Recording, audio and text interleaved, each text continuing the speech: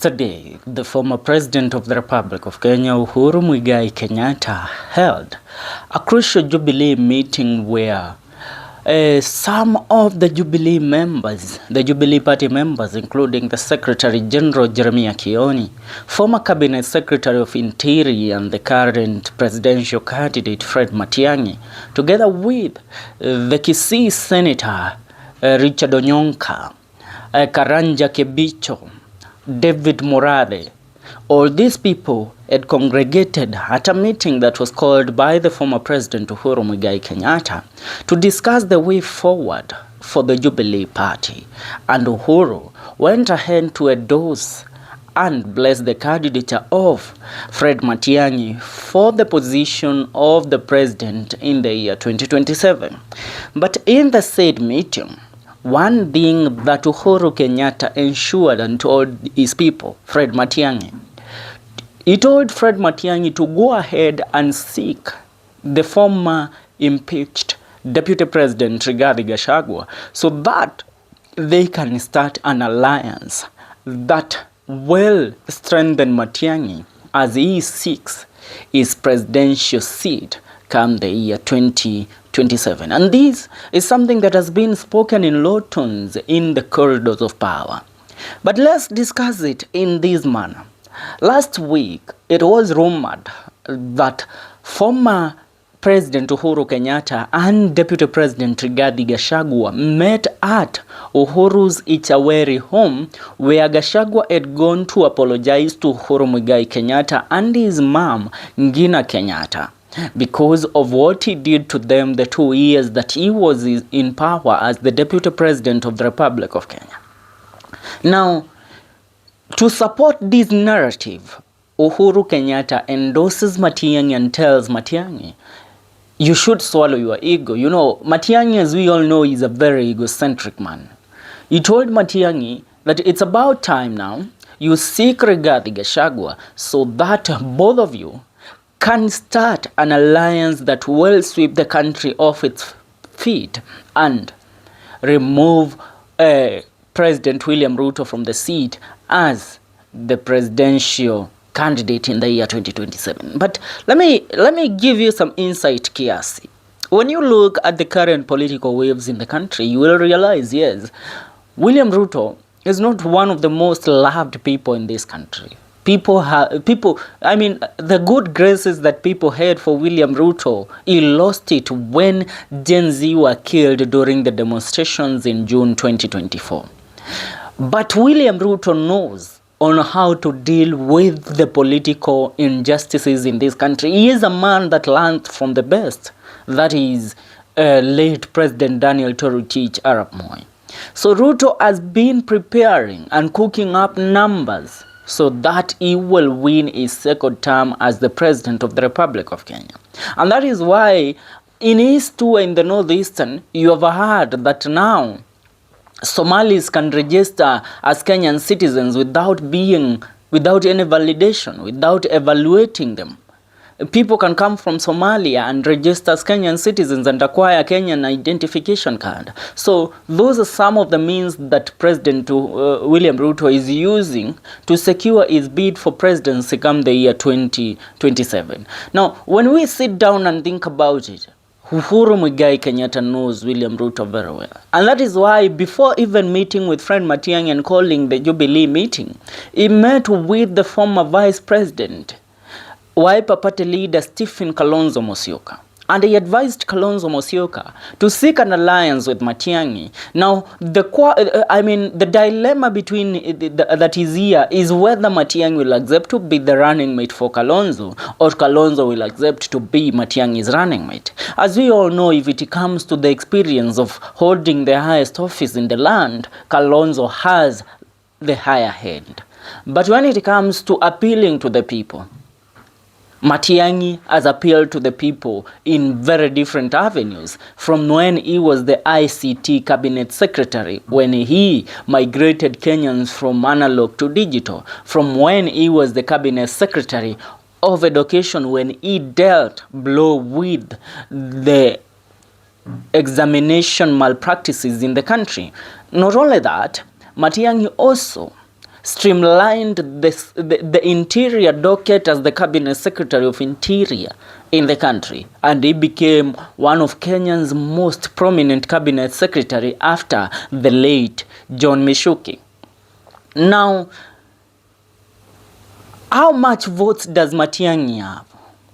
What will Matiangi bring to the table? We all know that Rigathi Gachagua, though he was impeached and he does not have the capacity to hold any public office, he has a say in the Mount Kenya region. The Wamnyoro Express bus is a bus that carries the whole of the Mount Kenya region. That includes counties like Nakuru County, Nyandarua County, Kiambu County, half of Nairobi County, we go to Murang'a County, Nyeri County, Laikipia County, Embu County, Meru County, Isiolo County, and Tharaka Nithi County. Those are about 12 counties that, and even Kirinyaga County, we forgot that. About 12 to 14 counties that Gachagua right now has a grip of these counties. So we know he is bringing about 6 million votes on the table.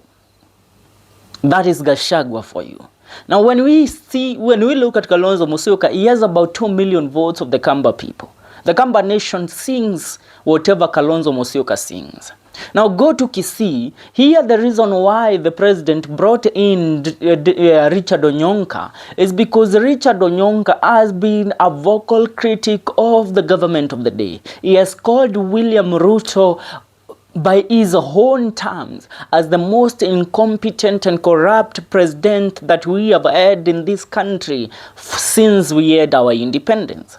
Now that is why Onyonka is there, because he is a vocal critic of the government of the day. Matiangi comes from Kisii. How many votes does the Kisii have? How will Matiangi convince the Kisiis to vote for him as a presidential candidate, knowing that the son, I call them sons of Raila Amolo Odinga, one Simba Arati, the governor of Kisii, is a supporter of William Ruto right now because of the agreement, the MOU, the Memorandum of Understanding that Raila Odinga had with William Ruto, that if Raila Odinga, wins the AU chairmanship position, then I will endorse William Ruto for the election as the presidential candidate come the year 2027. Which means now, if Matiangi has to convince the people of Kisii, he has to go an extra mile, do everything in his power and in his authority to make sure that the Kisii people believes Matiangi can become the president. And that means now here there is two forces that will be fighting, Matiangi and Simba Arati in Kisii. Simba convincing the people to vote for the ODM candidate. Now here we might see the Kisii votes being divided in two, which means Matiangi, if he garners so many votes in the Kisii region, he would bring to the table about 1 million votes.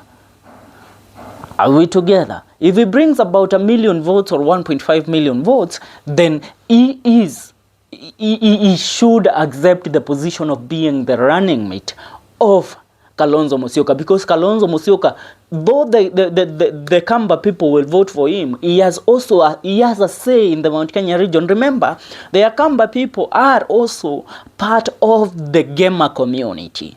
The Gema consists of Kikuyu, Embu, Meru, and Akamba. And recently, last year, we saw the Kamba again being welcomed into the Gema community. Now, this tells you that Gachagua will back Kalonzo for the presidency. And Gachagua also always has a bone to chew with Matiangi. Remember, during the Friday arrest in the Uhuru Kenyatta regime, those Friday arrests, Gachagua was arrested several times on Fridays, and those orders came from Cabinet Secretary of Interior. That was Fred Matiangi then. Now, Gachagua cannot allow Matiangi to become the presidential candidate even if they form this coalition umbrella.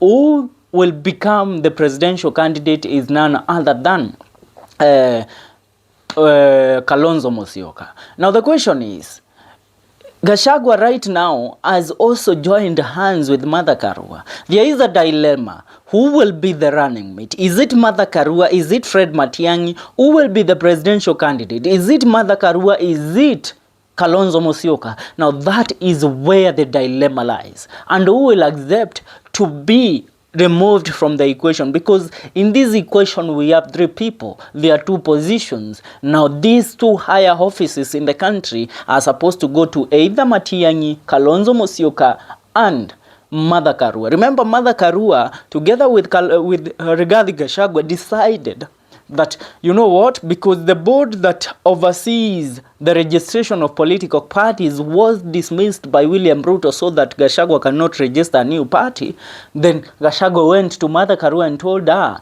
that it's about time now we've joined hands. You have a party that is in existence, the NARC Kenya party, and let's have let's scrap the name NARC party from the party. Let's rename the party. Let's give the party a new outfit. Let's give the party a new look. You know me as Gachagua, I cannot vie. So you will be spearheading the party, but my support will be behind you. And that is why the NARC party was renamed to the People's Liberation Party, PLP, which Gachagua is set to unveil on Sunday this week. I'm telling you, the politics of the nation when it comes to the opposition are taking shape. They are taking shape. But there is a dilemma. If these people come together, Matiangi, Kalonzo Musyoka, Mother Karua, Rigathi Gachagua, Onyonka, we also have people like Akina David Morade, we have Jeremiah Kioni, and away from that, we have Governor George Natembeya of Trans Nzoia County, and we have Eugene Wamalwa as the party leader of DAPK. Now, the question is, who will accept to become a third wheel in this coalition? Because right now, everybody knows that they have to produce a presidential candidate and a deputy presidential candidate, so that now they can begin the politics officially to unseat and remove William Ruto as the president of the Republic of Kenya. Leave your comment on the comment section. Tell me what you think about this support from Uhuru Kenyatta, the meetings and all that is happening right now. See you in our next video. This is the Kenyan Daily Report TV.